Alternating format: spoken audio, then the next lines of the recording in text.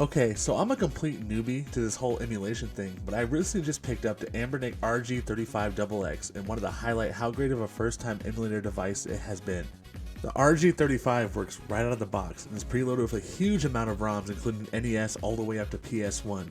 And after doing some research, I found some of the missing features that I wanted on the RG35 could easily be added by adding a very simple OS to it.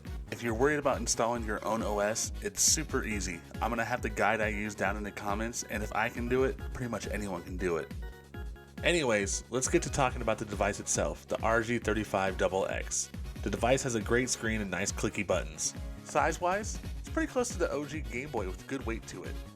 Plus, with the addition of Garlic OS, which I added myself, there's some great modern features like putting the console to sleep and picking up where you left off, USB charging, and the added bonus of RetroArch settings to use on your ROMs. It makes a great little setup. I personally got this mostly to play Game Boy Advance games with some SNES and Genesis games sprinkled in. The RG35 runs the GBA perfectly, and I quickly got transported back to being on my Game Boy SP again.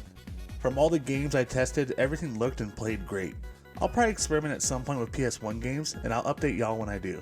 I can't wait to revisit some of my favorite games including Pokemon Fire Red, Golden Sun, and Mario Tennis on the Game Boy Advance.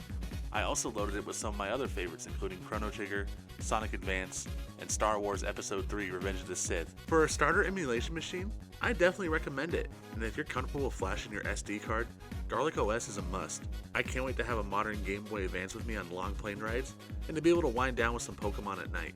What do you guys think about emulation? Are you going to pick up the RG35XX or something similar? Let me know in the comments, and until next time guys, peace!